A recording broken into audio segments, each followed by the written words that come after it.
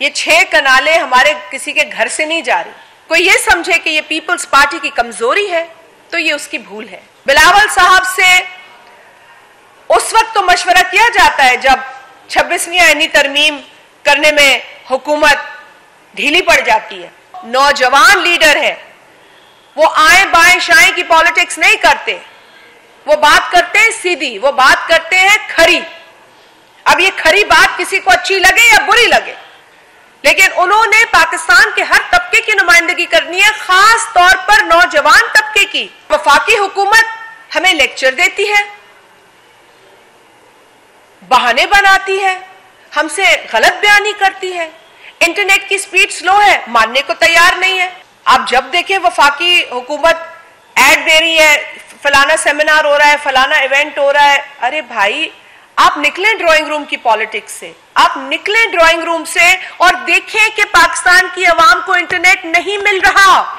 Smart irrigation करें, smart agriculture की तरफ जाएं, टेक्नोलॉजी का इस्तेमाल करें, अपनी प्रोडक्टिविटी को बढ़ाएं, अपनी यील्ड को बढ़ाएं, बेहतर सीड्स लेकर आएं। सीड्स पर तो कोई बात ही नहीं करने को तैयार।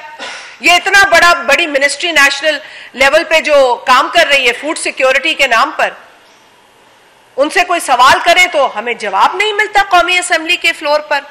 और यही बिलावल साहब ने कहा कि वफाकी हुकूमत का रवैया ठीक नहीं है। वफाकी हुकूमत चाहती है कि हम उनका कोरम पूरा करें कौमी असेंबली में। वफाकी हुकूमत चाहती है कि हम उनके बिल्स को आंख बंद कर मंजूर करें, लेकिन जब हमसे मुतालबा करते हैं कि भाई हमसे किया गया एक मुआहदा, एक अंडरस्टैंडिंग जो हुकूमत की तश्कील के वक्त आपने की, उससे आप क्यों नहीं रिस्पेक्ट करते, उसकी क्यों नहीं आप उसका एहतराम करते। हमने तो शुरू में ही कहा जी, नंबर्स हमारे पास नहीं हुकूमत बनाने के, लेकिन जो अवाम के मसाइल हल करें, जो अवाम को डिलीवर करना चाहे और हुकूमत बनाना चाहे, हम उसको सपोर्ट करने के लिए तैयार।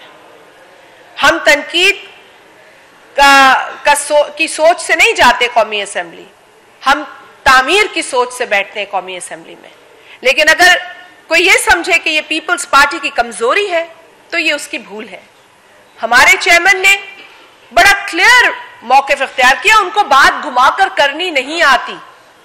वो नौजवान लीडर है, वो आए बाएं शाएं की पॉलिटिक्स नहीं करते, वो बात करते हैं सीधी, वो बात करते हैं खरी। अब ये खरी बात किसी को अच्छी लगे या बुरी लगे, लेकिन उन्होंने पाकिस्तान के हर तबके की नुमाइंदगी करनी है, खास तौर पर नौजवान तबके की, जो 65 से 60% पर मुश्तमिल है,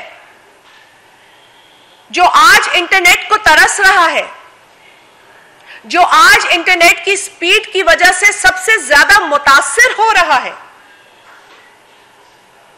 आज की जेनरेशन और इसके बाद की जेनरेशन, अल्फा जेनरेशन, वो बच्चे तो कंप्यूटर पर ही सारा काम करते हैं, उनकी रिसर्च का दारोमदार कंप्यूटर है, इंटरनेट है। और वफाकी हुकूमत हमें लेक्चर देती है,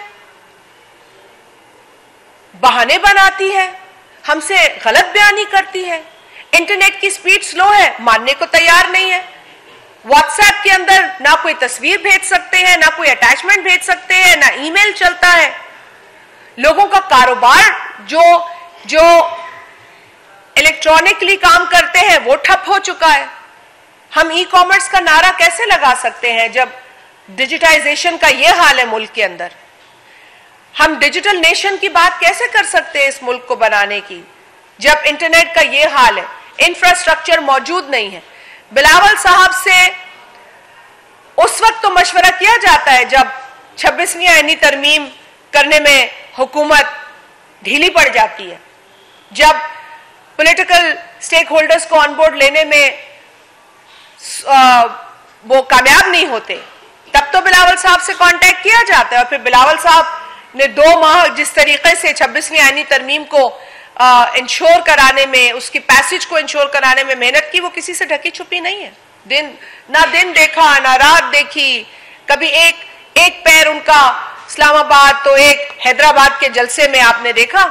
एक ही दिन में बिलावल साहब ने अनथक मेहनत की इस 26वीं आईनी तरमीम के लिए।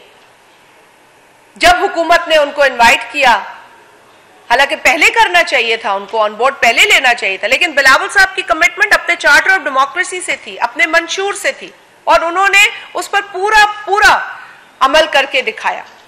लेकिन इंटरनेट के ऊपर पीपल्स पार्टी को कभी कोई ऑन बोर्ड नहीं लिया गया, कतगने लगाते वक्त ऑन बोर्ड नहीं लिया गया, ऐसे बिल्स लाते वक्त ऑन बोर्ड नहीं लिया गया, पाबंदियां लगाते वक्त ऑन बोर्ड नहीं लिया गया। तो लाजिम है, अगर लोगों को दुश्वारी होगी, परेशानी होगी, तो पीपल्स पार्टी बतौर एक जमहूरी सियासी जमात के वफाकी हुकूमत से पूछेगी कि आप क्यों कतगने लगा रहे हैं। हम मानते हैं सिक्योरिटी इश्यूज है, हम इससे हमारी कोई दो राय नहीं है, आपके चैलेंजेस हम समझते हैं, लेकिन पहले आप इंफ्रास्ट्रक्चर तो खड़ा करें। आप अगर ये पूरा निजाम बिठा देंगे तो जिन लोगों का कसूर नहीं है, जो लोग जो कहते हैं ना 3 में न 13 में, उनके साथ क्यों ज्यादती हो रही है? कारोबारी लोगों का क्या कसूर है? जो ई कॉमर्स में डील करते हैं उनका क्या कसूर है? जो तुलबा है उनका क्या कसूर है? एक तरीका होता है, कहते हैं एसओपी होता है काम करने का, लेकिन यहां तो कोई एसओपी है ही नहीं। चलो ये बंद कर दो, चलो वो बंद कर दो, स्पीड स्लो कर दो, और फिर मिनिस्टर साहिबा फरमाती हैं कि जी आपका इंटरनेट सर्विस प्रोवाइडर स्लो है।